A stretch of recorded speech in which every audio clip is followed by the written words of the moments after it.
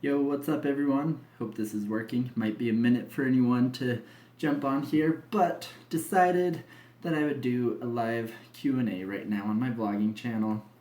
It's a little late at night, so I may not get a ton of people on here, but I figured this is one of my few opportunities to do a vlog this week because I got a lot going on, got some awesome jobs coming up, and a lot more videos because of those jobs, vlogs, and everything. So hopefully I'll be able to get some cool stuff from that. So anyways, I figured right now, while I have the chance, I'll just do this live vlog with you guys to do some Q&A and whatever else, not a whole lot I can do here at the house late at night. But if you guys have questions, be sure to shoot away and I'll start answering, and I'll just go as long as I feel like. So let me first pull this up on my computer just so I can read the questions and comments well. But anyways, while I got you here, it already looks like we got 54 people watching. Wow, I'm actually impressed by that. I wasn't expecting that many people this quick, so that's awesome. And a bunch of comments are coming in, so maybe a little bit difficult for me to keep up with the questions, but I'll do my best to answer as many questions as I can. Now, as you may have noticed, first off, I do wear glasses, so if that was a question you had is, Ronnie, why are you wearing glasses? It's because I wear glasses. I only wear them at night when I'm not wearing my contacts, which is what I usually wear throughout the day. So anyways, for any of you out there who wear glasses, we're buddies now, so cool. Alright, so let's jump into it. Let's see what questions we got going on. Dab, everyone wants me to dab. I'm not going to give in to that. I'm not into that right now. What was the most difficult trick to do when you first started? This is Mr. Noob Dude. Alright, Mr. Noob Dude. The most difficult trick when I first started, I would say there's probably a few difficult tricks when I first started, but the one that really just kind of inspired me, that I wanted to learn so bad, but it was super hard for me to learn because it was such a mental block before I really put a lot of time into learning parkour, would have been the backflip. That was one of the ones I wanted to learn right from the beginning. I know it's not officially like a parkour move because you do that move in gymnastics, breakdancing, tricking, things like that, but I just knew I wanted to learn how to backflip off of things and just be able to eventually do a backflip off the wall. And so kind of getting over the initial fear of learning how to backflip was probably the most difficult thing. But then once I was able to do that, I feel like I kind of unlocked a level in my brain where I'm like, yes, I now can learn new things. I overcame this one fear and everything else just kept coming after that. It still took time, still had fears, but that was the first initial learning how to backflip, was that first big push that I was able to do. And once I did it, then everything else was just, it motivated me to just keep working at it, keep going. So anyways, I would say just the backflip was the most difficult trick when I first started. There's definitely been more difficult tricks since then. Cool, let's jump to another question. Let's see.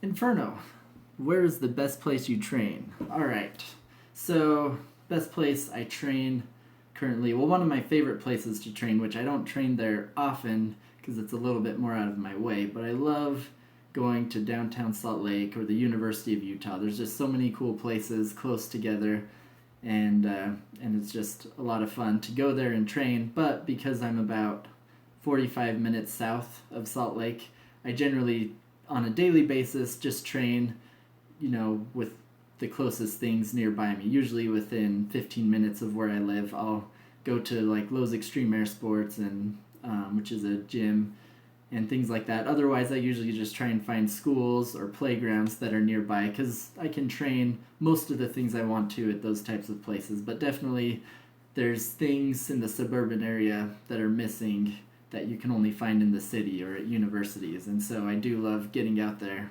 when I can. But it has been winter for a few months, and winter makes it a bit more difficult to go to all the cool locations because they're not as cool when they're covered in snow, unless you're pro street snowboarder or something, which I am not. So what is your favorite PK free run move to do? From X. I don't know if I said that right. But, okay. So, favorite PK free run move to do. The interesting thing with moves in the parkour and free running world for me is I feel like I never have like a set favorite. I mean, sometimes I'll have a favorite, but it's always evolving. I always and it's not always my best trick either. Sometimes it's a simple move that I kind of am doing lately that I just love the feeling of and love trying to incorporate it in lines or combos and things like that. So if I'd say at this moment what my favorite thing to do would be is I've been really loving the flyaway regrab. That's something that I'm still working on and not super consistent at, but I'm getting much more consistent where every time I go to the gym, I can at least land a few of them. Whereas a while ago, I knew I could do them, but I would be lucky if I could even get one in the gym the whole time I was there. So I'd say flyaway regrab is my move right now, along with just bar training in general.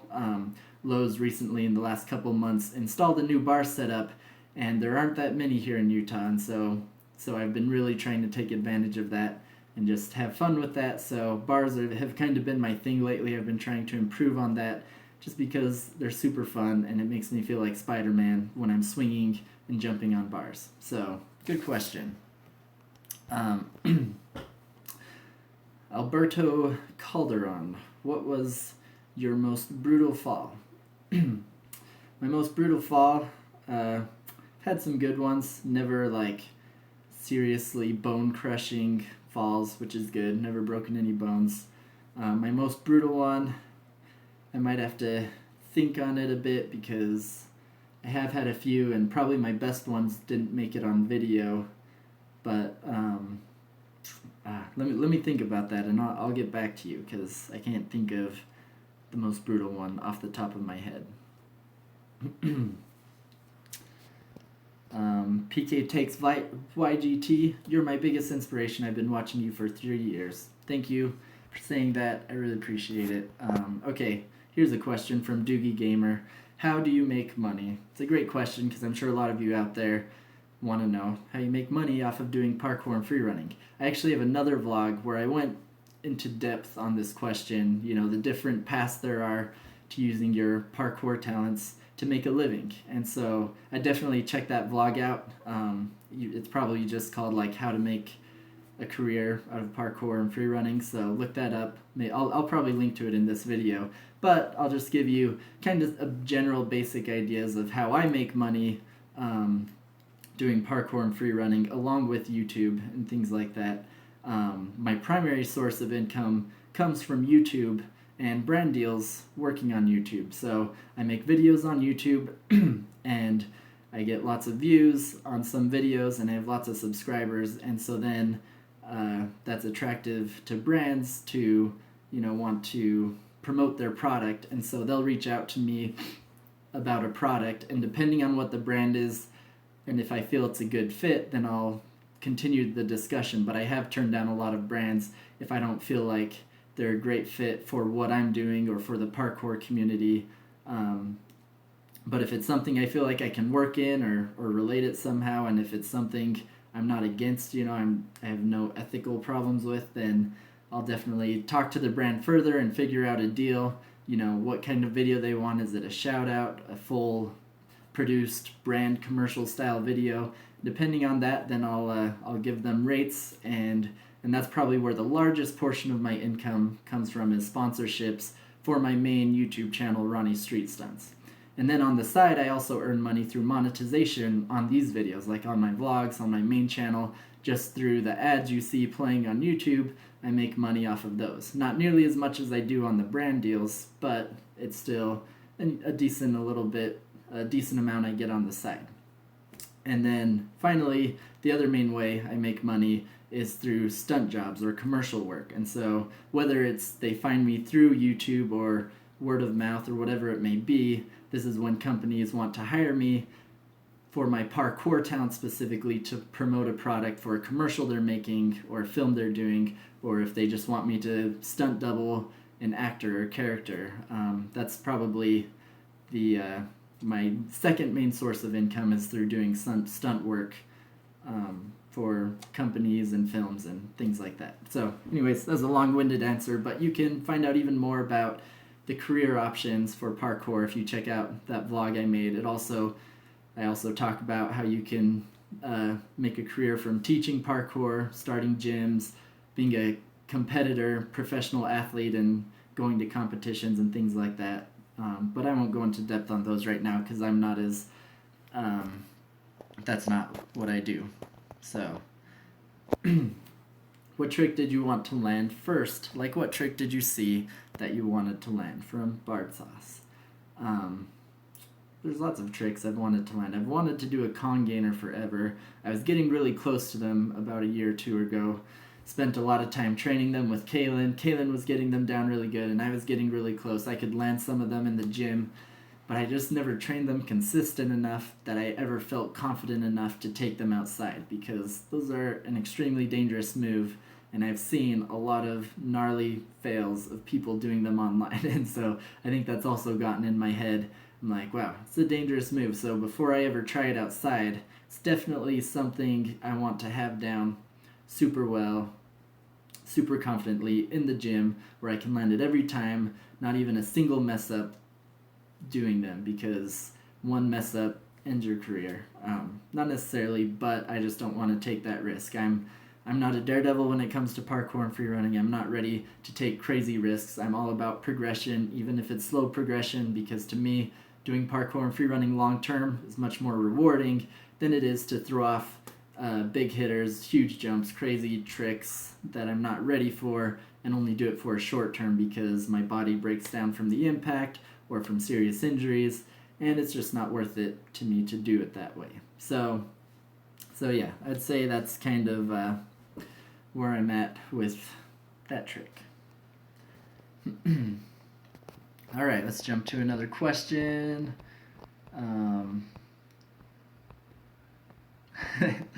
Dang it, I'm going to get my glasses. Be right back, Ronnie. All right, you do that. That's from Templar Killer Gaming /Legos. Cole Wogan, do you ever still mess up on basic flips? I would say very rarely do I mess up on basic flips. If I ever do, it's more because I'm doing it in a sketchy environment or just doing it very half-heartedly, where I'm not putting in much effort and just messing around or trying to do one out of a combo or trick that I'm working on. That's probably the only times I really mess up basic flips. Otherwise, if I'm just focused on the basic flip, I don't feel like I ever fail them as of late. But yeah, not that I can think of. All right, Hunter Vlogs, will you ever go to New Zealand? I would love to go to New Zealand. I see these videos. I've seen Devin Supertramp there a bunch, filming these beautiful New Zealand videos. I'm waiting for him to invite me one of these times, but it probably won't happen. But I'd love to go there. But again, there's a lot of places around the world I'd love to go, and all those things cost a lot of money to travel. And so until the opportunity provides a way for me to travel to these places, or I'm able to work it into a video where it's funded by a brand so that I have the budget to travel and film videos there, then I'd love to do that. And maybe I'll just plan a trip there, maybe I don't have to make it revolve around work, but there's so many places I want to go, so New Zealand is definitely one of them. So I'll keep that in mind for my future travel plans. Josh Estep, are you making any new shirts for the shop? It has been a while since I've promoted the shirts, and I haven't made any new ones lately. I'm kind of in a stage right now where I'm figuring out what I want to do with my shirt brands, how I want to promote them, what I want to do with them. I haven't figured out exactly where I want to go with that, so I haven't done a whole lot with them. But definitely once I figure that out and how I want to promote them and what I want to do with them, there will definitely be new shirts in the shop. So sorry I don't got anything new right now. I also took a whole bunch of designs off just to keep it basic and simple. My very basic shirts, like the Street Boss shirt and my basic logo shirt, But besides that, I'm kind of figuring out what I want to do with that.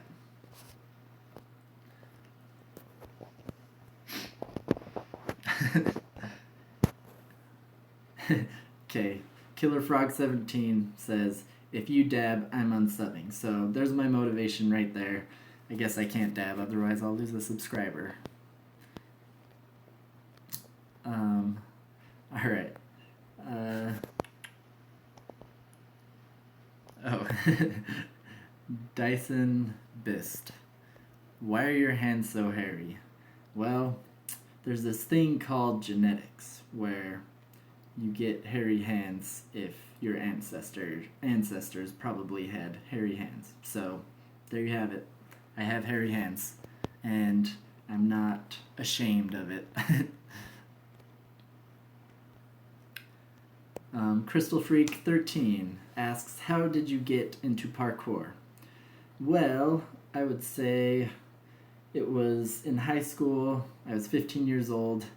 I kind of always did some things like parkour because parkour is just a natural thing for humans to do who like exploring their environment and exploring what their body is capable of. So I kind of did things like that. It wasn't until high school, though, that I met some friends who showed me some cool parkour videos of David Bell that just blew my mind. And it was like, oh my gosh, this is like Spider-Man type stuff, but in real life. And so just seeing that really connected with me, and it made me really want to start putting more effort into learning this thing that I didn't even know was a real thing until I saw some videos.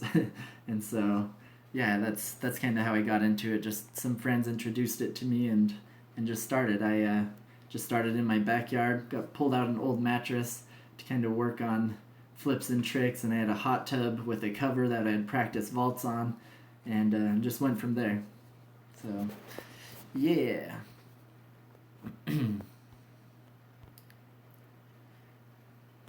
Bard Sauce. How did you react when you landed the first trick you really wanted? I can't remember exactly how I reacted, but I can remember how I felt.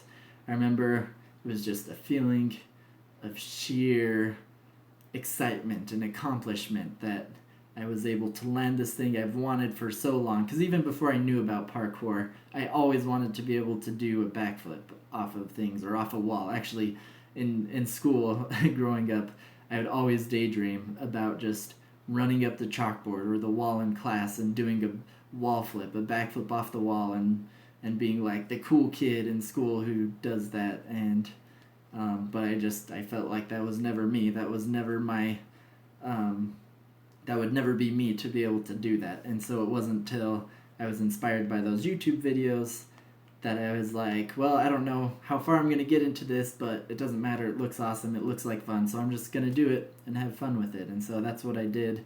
And learning that wall flip, man, I was so stoked. Felt just like Spider-Man or the Matrix, kind of like superhero daydreams coming to life. I'm sure I act stoked. I can't remember how I acted, but that's just how I felt, and I'm sure a lot of you have experienced that as well.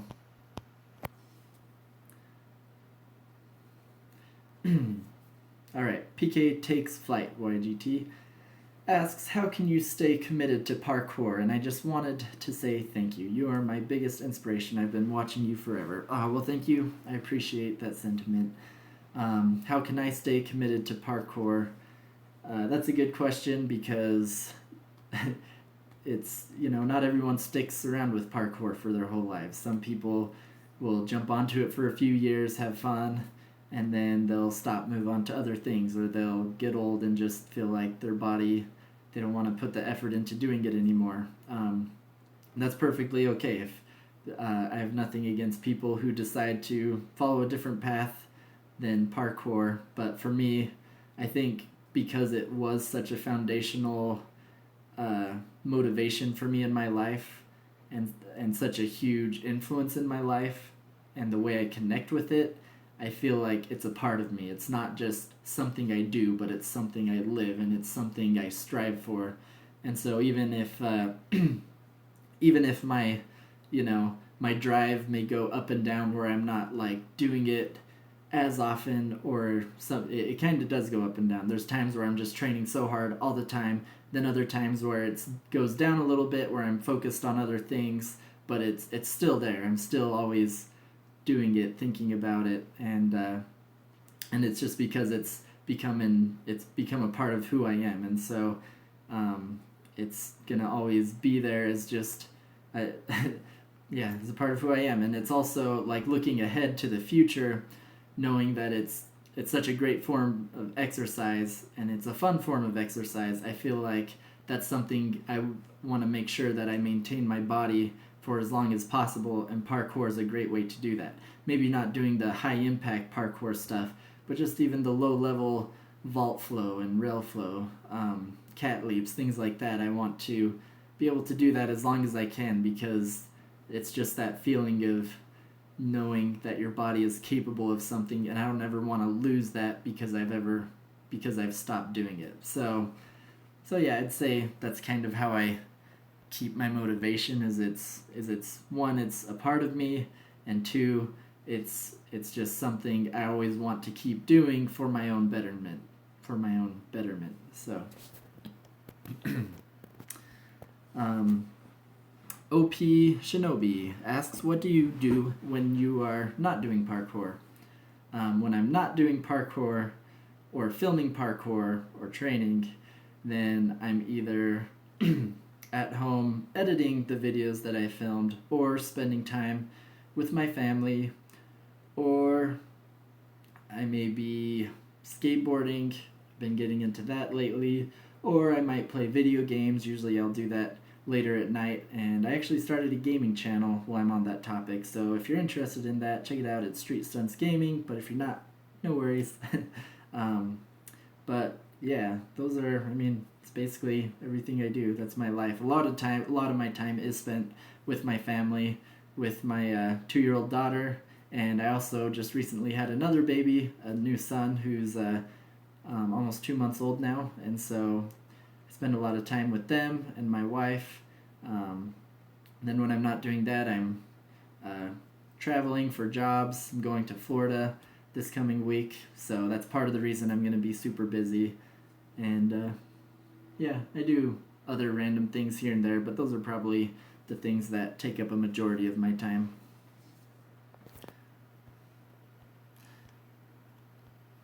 All right, cool. Probably end here soon, but I can probably answer a few more questions while I got you here. Cool. Alec Mann asks, how would you suggest getting into stunt work? I'm probably not as expert into getting into stunt work the traditional way, because I did it a very untraditional way. Someone who does know really well is my friend Chris Rumrell, who you've probably seen in a lot of vlogs. And I have talked to him a lot about how he did it. For me personally, how I did it was purely from promotional videos on YouTube. I started my YouTube channel in the first place to promote myself as a stunt performer. And so through the growth of my channels, it really led to more opportunities of just companies seeing my talents because they come across my videos somehow and wanting to hire me to promote their own products or commercial or whatever it is. So that's the way I did it. That's probably the less traditional way, because you have no guarantee of getting a huge following on YouTube and getting viral videos that really lead to those opportunities. But the more traditional way I know of that a lot of my friends on the CBR stunt team have done is, one, they still have a stunt reel to promote themselves, because that's important. You have to be able to show what you're capable of.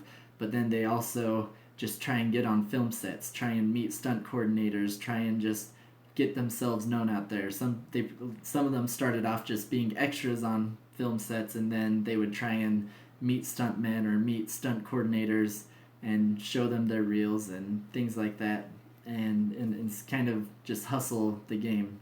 They would just and some of them would even sneak onto sets to try and meet the stunt coordinator, and that's actually a pretty well-known thing for stuntmen to do, or upcoming stuntmen, is to try and sneak onto sets to meet the stunt coordinator, and that's how a lot of stuntmen get into it. So Um, so yeah, that's about as much as I know. Getting into it the traditional way, I didn't do it that way, and I will say, because I haven't really done as much of that, I don't do as many film stunts. I have done a little bit, but not as much as I do commercial work, because the type of stuff I do on YouTube is a lot more relatable to commercial style work. So all right, let's see. We'll answer one more question, and then I'll have to leave you guys. But it's been super fun talking and chatting. Don't want to do these vlogs Q&As too long, because then people don't really watch through the whole thing when they're not live. So if I keep them a bit shorter, then it'll also leave me more questions to answer for another time, and hopefully I can start doing these more often. Need a good question if it's going to be my last one. Okay, here's a good one. From Peach Ellie. How do you train in bad weather? I've actually done some tutorials on these on my main channel, Ronnie Street Stunts, on how to do parkour in winter. So you can check those out for more full in-depth answer to this question. But just a basic understanding when thinking about training in bad weather. I used to do it all the time. Lately, I haven't been as motivated to train in bad weather, but I still do it when I feel pumped up and really want to get out there. But the main thing to keep in mind when training in bad weather is your environment's going to be much less predictable. Surfaces in general are going to be more slippery, and your shoes are going to respond differently than what you're used to. So the biggest thing is being aware of each moment as you're moving and training, and to test each surface a lot before you actually attempt anything, because with different surfaces, especially rails that can be very slick, if you don't get a feeling for how your hand grips to it and how it slips, you can't really judge how to do the vault exactly, because if you do it traditional way, where you just put all your force into it, then your hand might just slip, and whatever you're doing, you may end up on your face. So what I would keep in mind when training in bad weather is just that you want to test every surface and be aware of how it responds to your body. Practice some very basic movements with it before fully committing to any trick or move, just so you know what you're dealing with.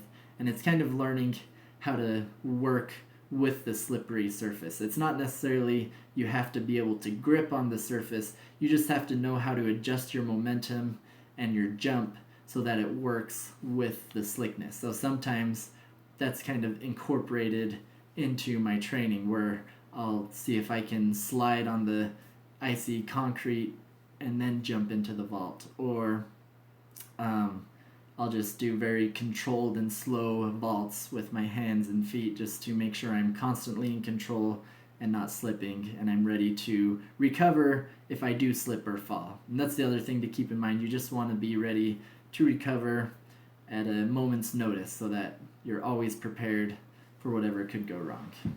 So, cool, good question. Here's one I'll answer real quick.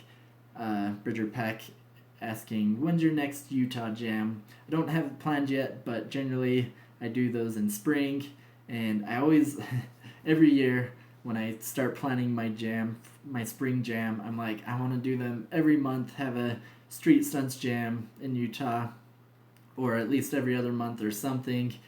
And then I get so busy through the summer and fall that it ends up not happening. Summer and fall tend to be my busiest times of the year. That's when I get the most jobs and have the best weather for filming videos. So I would like to say I'd hope I can get more jams set up this year, but definitely there will be one in spring.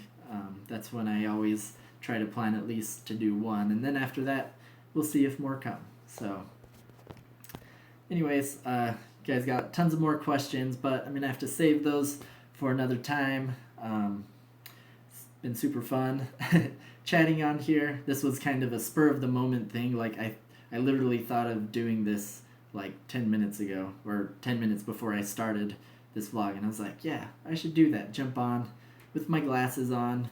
Normally I don't wear my glasses in videos because I have my certain image of just how I normally look to people, but it's like, who cares? I'm sure other people out there wear glasses, and you can see a part of what I'm like in my nightlife or at my home life, you know, when I'm not out training and doing my usual stuff. So anyways, once again, we got 70 watchers, which is an awesome turnout. So thank you for jumping on for this live video, and for those of you jumping on later, stay tuned for more vlogs and for future Q&A live Q&A sessions. Hope it goes well. Oh, jeez, I can tell it's getting late because I'm losing my thoughts. So, anyways, we'll hope you guys have an awesome day or evening or night wherever you are right now, and we'll talk to you later. Thanks for watching.